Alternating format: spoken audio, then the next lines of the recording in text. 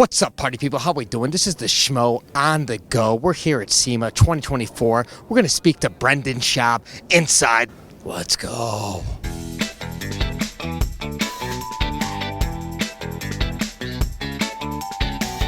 The Schmo on the go. This is the Schmo with the pro, with the comedian, with the podcaster, with the former UFC heavyweight Brendan Schaub in the flesh. SEMA show 2024. How we doing? We're doing pretty good, man. I'm at the madness of SEMA right now. It's going pretty well. Yeah, talk to the Schmo for a second. You got a big giveaway going on. We got your Mustang. We got the Dark Horse. We're talking 800 plus horsepower. What's going on over here? Doing a giveaway, man. So I built this with my team, and then we give it away December 15th. You can enter right now, drivefastallgas.com, pick up some of the dope merch, and then you're automatically entered to win this badass Mustang. It's that easy. And then it ends December 15th. I show up at your house before Christmas, drop it off dressed as Santa Claus. What a great gift, man. You're going to be Santa Claus. I'm going to be Santa Claus. You're going to be growing out the beard, or are you going to do an attachment? I'm going to do a whole attachment. I'll put on some weight for it, a body suit. You know, I'm trying to stay lean these days. You're looking pretty svelte. What's going on here? What's the diet look like? Stress and happiness, you know, it's a combination of that. Eating right, getting rest, not on the road as much. So life is good, man. What could be stressing you out these days? Just life, like business, keeping up with the kiddos, you know, life, Schmo. And former fighters or current fighters calling you out too? I knew that was coming. Yeah, dude, I've been retired for how long now? 15 years, and my name still gets brought up, so it's interesting. It's been pretty quiet for the past couple of weeks, though. You think it's Squadouche? He doesn't want the smoke? What's going on with you and Nate Diaz? Smoke. I have no issue with the guy. He came at me. You know, I'm no stranger to a fisticuff, so I have no issue with him. Zero. No issue at all? Not at all. Not at all. You know, I've never had an issue with him. I don't hate the guy. I don't mind the guy. I like watching his fights. But, you know, sometimes you got to be like, hey, bud. Sometimes you got to check people. So we're good, though, man. I have no issues with him. Never had an issue with him. Remember, he came at me, and he can only take so much, man.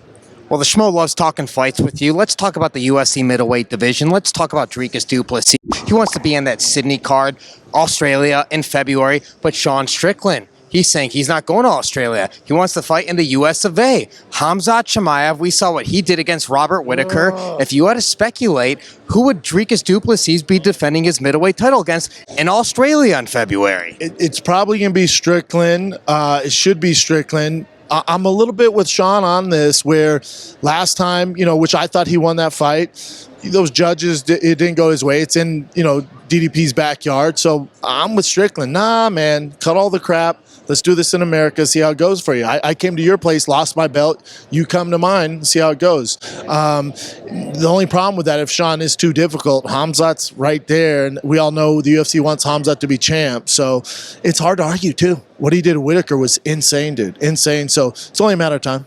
Speaking of matter of time, do you think you'll be holding the gold strap in 2025, Khamzat Chimaev? There's a lot of questions that are still unanswered. Even though he had a flawless performance, we don't know how it would go if he can't mollywop DDP like that. How's it go in the third, fourth, fifth round? DDP's a big dude, so there's a lot of unanswered questions. I would still err towards DDP right now. Okay, let's talk about the heavyweight division. Next week, Madison Square Garden, John Bones Jones against Stipe Miocic. John Bones Jones, everybody wants to see him fight Tom Aspinall if he gets the job done against Stipe Miocic. But John Bones Jones, he's not committing to fighting a Tom Aspinall. Do you speculate this is the last fight for both these men, regardless of the result, Stipe and John Jones? Probably. I think with John and with Stipe, like, we just got to get over this, man. You know, it's holding up the heavyweight division. We all know, you know, this should be in the game a long time. We all know Aspinall's the best heavyweight in the world. I think for John, again, there's a lot of unanswered questions there. He fought Cyril Gane, perfect matchup, annihilates him with some bullshit, you know, front head choke. Cyril Gane's basically a white belt. So I don't know how John's going to look at heavyweight. Do you find out those questions against a Stipe who hasn't fought in 4 years? So I feel like Tom Aspinall could probably beat both of them in the same night. Aspinall's issue is he's too nice. You know, I did this rant on my show being like, nice guys finish last in the UFC. You got to demand everything, especially when you're ranked number one. You got to make some demands. He's just too nice. He's so talented, but he's too nice, you know? Do you have Ilia Topuria or Alex Pereira as your UFC Fighter of the Year 2024? Good question, Schmo. Alex. And this is why. If in 2024, as a business, the UFC does not have anywhere near the year they had if Alex didn't step up on short notice. I know he's not fighting the pound for pound number one guys, number two guys, Khalil Roundtree. You know, that's what they offered him. But the way he's finished him, the way he saved the UFC, he's my number one. The Schmo knows you think it's a lose-lose situation for Jake Paul against Mike Tyson, Iron Mike Tyson. But do you see a path to victory for an Iron Mike Tyson over a Jake Paul? Or do you see the more path to victory for Jake Paul over a Mike Tyson? I think Jake Paul gets it done. Again, they're boys. You know, his first fight was on Tyson's card back in the day. Was that 4 years ago now? So I don't know. There's too many questions that fight. I would assume Jake wouldn't take it and succumb to whatever they have in place there. If it's a real fight, Jake should beat him. I just think this is a Trojan horse to get Netflix to buy into combat sports, so it's good for the UFC, so I'm all about it. If Jake, there's no hype, though. There's no You're hype. in the business. Are you excited to see it? Eddie Bravo had the best take. If it would be bare knuckle, if it's bare knuckle boxing, Jake Paul, Mike Tyson, bare knuckle, now you got my attention. Okay. If Jake Paul loses this fight, where does he go from here, though, in combat sports? Keeps doing his thing. You know, it's embarrassing for him, but he has that fan base, and just keep fighting YouTubers or keep fighting older MMA guys. I don't know why he wants this credibility from the boxing community. It's never coming. Even if he beat Canelo, they wouldn't give it to him. It's never.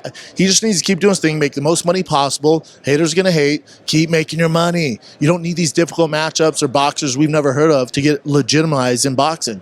Well, you brought up the name Canelo. Don't you think he's trying to edge towards a Canelo fight maybe a year or two down the line as Canelo is kind of going into the twilight of his career? No, Canelo's different than all these guys because he doesn't need to do it. He has more money than God. I think you're edging closer to a Conor fight against Jake than you are a Canelo fight. Okay. There it is. Who do you want to see Merab Dvalishvili fight next? You want to see the Sugar Show rematch, or do you think it's time for Umar Nurmagomedov? Umar. I mean, as much as I love Sugar, I'd like to see how Umar competes again. Again, a lot of unanswered questions with Umar, too. So I think Merab gets it done, but I would like to see that fight. First American sports car that comes to mind. Shelby Cobra. There it is. Yeah. You like to drive fast. I like to drive fast, only gas, no electric, only gas. Some brakes or no brakes? Some brakes. Some brakes. Some brakes are good. Yeah. There it is. Can we get a final message for all the Brendan Schaub fans out there worldwide? Yeah. Keep liking, subscribing, everything I do. Enter to win this badass Mustang, drivefastallgas.com. All you do is buy a shirt, hat, hoodie, automatically enter you to win. It's the best Christmas gift you can give your dad, your brother, your sister who likes cars, whatever you want to do. Ends December 15th. We're live right now, drivefastallgas.com. Schmo, you know I love you, dude. Always good to see you. It's great to see you. You got a favorite feature on this vehicle? Yes, that Roush launch edition kit is one of 100. They no longer make them. They were somehow saved one for me, and it's on this car. That's how it got over 800 horsepower. DriveFastAllGas.com. He's the pro. I'm the Schmo at SEMA. We're out.